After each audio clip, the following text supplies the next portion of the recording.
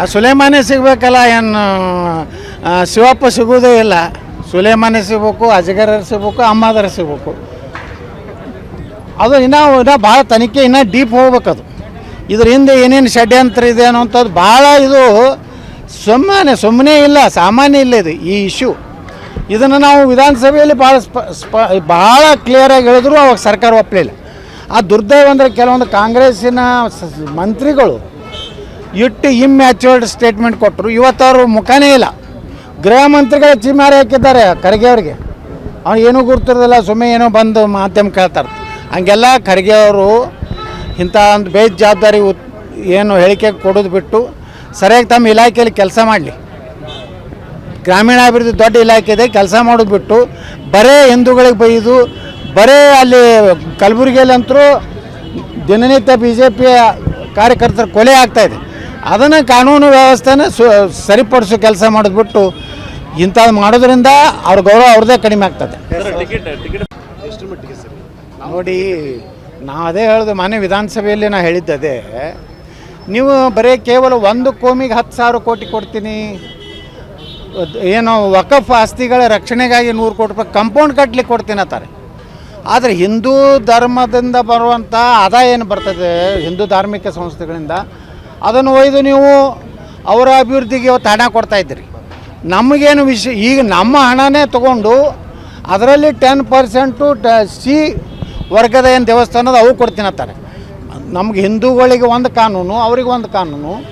ಇದು ಕೇಂದ್ರ ಸರ್ಕಾರ ನೇರವಾಗಿಯೇ ಯಾವುದೇ ಅಭಿವೃದ್ಧಿ ಹಣ ಆಯಾ ಸ್ಪೆಸಿಫಿಕ್ ಯಾವ್ಯಾವ ಯೋಜನೆಗತೆ ಕೊಡ್ತದೆ. ಹಿಂಗೇನೋ ಇವ್ರಿಗೆ ಬೇಕಾಬಿಟ್ಟಿಯಾಗಿ ಮಾಡಲಿಕ್ಕೆ ಅವಕಾಶ ಕೊಡೋದಿಲ್ಲ. ಆದರೂ ಇನ್ನು ಜನರಲ್ ಫಂಡ್ ಏನು GST ಏನು ನಮ್ಮ ಪಾಲು ಬರ್ತದೆ, ಅದರಲ್ಲಿ ಇಂಥವೆಲ್ಲ ಮಾಡಿ ನಮ್ಮ ಕರ್ನಾಟಕವನ್ನು ಸಾಲದ ಸೂಲಿಗೆ ಇವತ್ತು ರಾಜ್ಯ ಸರ್ಕಾರ ಇವತ್ತು ತೊಗೊಂಡು ಹೋಗಿದೆ.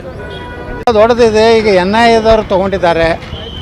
ನಿಶ್ಚಿತವಾಗಿಯೂ ಇದು ಭಾಳ ದೊಡ್ಡ ಜಾಲ. ಇದು ವ್ಯವಸ್ಥಿತವಾಗಿ ದೇಶದಲ್ಲಿ ಒಂದು ಅಸುರಕ್ಷತೆ ಅಭದ್ರತೆಯನ್ನು ಮಾಡಬೇಕು ಅನ್ನೋಂಥ ಸಂಚು ಏನಿದೆ, ಪಾಕಿಸ್ತಾನದ ಇರ್ಬೋದು, ISI ಇರ್ಬೋದು, ಅವೆಲ್ಲ ಲಿಂಕ್ ಅದಾವೆ. ಎಲ್ಲ ಏನು PFI ಇವೆಲ್ಲ ಏನು ಚಟುವಟಿಕೆ ಅದಾವಲ್ಲ, ಅವ್ರದ್ದು ಒಟ್ಟೆ ಗುರಿ 2047ಕ್ಕೆ ಭಾರತವನ್ನು ಇಸ್ಲಾಂ ರಾಷ್ಟ್ರ ಮಾಡಬೇಕು ಅನ್ನೋಂಥ ಉದ್ದೇಶದಿಂದ ಈ ರೀತಿ ದೇಶದಲ್ಲಿ ಅಶಾಂತಿಯನ್ನು ಇವತ್ತು ತರುವಂಥ ಕೆಲಸ ಮಾಡಿದರೆ, ಅದರಲ್ಲಿ ಕರ್ನಾಟಕದಲ್ಲೇ ಇದು ಏನು ಆಗ್ತಾಯಿದೆಯಲ್ಲ, ಇದು ಈ ಒಂದು ಕರ್ನಾಟಕ ಸರ್ಕಾರದ ಒಂದು ರೀತಿ ತುಷ್ಟೀಕರಣ, ಮುಸ್ಲಿಮರನ್ನ ಸಂತೈಸಲಿಕ್ಕೆ ಮಾಡ್ತಿರುವಂಥದ್ರಿಂದ ಅವರಿಗೆ ಮತ್ತಷ್ಟು ಸ್ವಾತಂತ್ರ್ಯ ಸಿಕ್ಕಂಗಾಗಿದೆ. ನೋಡಿ, ನಾಸೀರ್ ಹುಸೇನ್ ನನಗೆ ಕೇಳಿದ್ರೆ ಈ ಪ್ರಕರಣ ನಾಸೀರ್ ಹುಸೇನ್ ತನೂ ಹೋಗ್ಬೋದು. ಯಾಕಂದ್ರೆ ಅವನ ಬೆಂಬಲಿಗರು, ಅವನು ಏನು ಅದರೊಳಗೆ ಆ ಒಂದು ಘೋಷಣೆ ಕೂಗಿದಂಥ ವ್ಯಕ್ತಿ ಸಿದ್ದರಾಮಯ್ಯವ್ರ ಜೊತೆಗೂ ಸಾಕಷ್ಟು ನಿಕಟ ಸಂಬಂಧ, DK ಶಿವಕುಮಾರ್ ಜೊತೆಗೆ ನಿಕಟ ಸಂಬಂಧ. ಅಂಥ ವ್ಯಕ್ತಿಯ ಒಂದು ಘೋಷಣೆ ಕೊಡ್ತಾನಂದ್ರೆ ಅವ್ನ ಧೈರ್ಯ ಅಷ್ಟಿದೆ ಅಂದರೆ ನಾಸೀರ್ ಹುಸೇನ್ದು ಅದರಲ್ಲಿ ಪಾತ್ರ ಇದ್ದೇ ಇದೆ.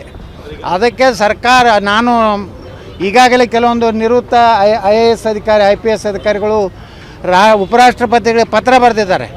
ಇವರಿಗೆ ಪ್ರಮಾಣ ವಚನ ಕೊಡಬಾರ್ದು, ಎಲ್ಲಿಯವರೆಗೆ ಈ ಒಂದು ಏನು ಪಾಕಿಸ್ತಾನ ಘೋಷಣೆ ಕೊಟ್ಟಿದ್ರೆ ಹಿಂದಿರುವಂಥ ಲಿಂಕ್ ಏನು ರಾಮೇಶ್ವರ ಕೆಫೆ ಮೇಲೆ ಆದಂಥದ್ದು ಎಲ್ಲ ಲಿಂಕ್ ನೋಡಿದ್ರೆ ಇದ್ರ ಹಿಂದೆ ಏನಿದೆ ಅನ್ನೋವಂಥದ್ದು ಸಂಪೂರ್ಣವಾಗಿ ತನಿಖೆ ಆಗುವವರೆಗೆ ನಾಸೀರ್ ಹುಸೇನ್ಗೆ ರಾಜ್ಯಸಭಾ ಸದಸ್ಯದ ಪ್ರಮಾಣ ವಚನ ಕೊಡಬಾರ್ದು ಅನ್ನೋಂಥದ್ದನ್ನು ಈಗಾಗಲೇ ನಮ್ಮ ದೇಶಭಕ್ತ ಅನೇಕ IAS IPS ಅಧಿಕಾರಿಗಳು ಒತ್ತಾಯ ಮಾಡಿದ್ದಾರೆ. ನಾನು ಒತ್ತಾಯ ಮಾಡ್ತೀನಿ, ಈ ವ್ಯಕ್ತಿಗೆ ರಾಜ್ಯಸಭಾ ಸದಸ್ಯತ್ವವನ್ನು ಪ್ರಮಾಣ ವಚನವನ್ನು ಬೋಧಿಸಬಾರ್ದು ಅಂತೇಳಿ ನಾವು ಉಪರಾಷ್ಟ್ರಪತಿಗಳಿಗೆ ತಮ್ಮ ಮೂಲಕ ವಿನಂತಿ ಮಾಡ್ಕೋತೇವೆ.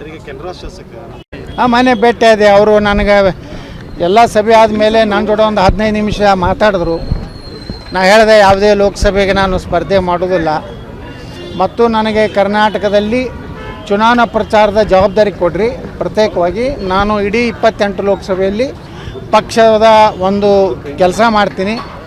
28 ಲೋಕಸಭೆ ಗೆಲ್ಲಿಸುವಂಥ ಪ್ರಾಮಾಣಿಕ ಪ್ರಯತ್ನ ನಮ್ಮ ಏನು BJPಯ ಎಲ್ಲ ಕಾರ್ಯಕರ್ತರು ಮಾಡ್ತಾಯಿದ್ದಾರೆ, ನಾನು ಮಾಡ್ತೇನೆ ಅಂತೇಳಿ ಅವರಿಗೆ ನಾನು ಭರವಸೆ ಕೊಟ್ಟಿದ್ದೀನಿ.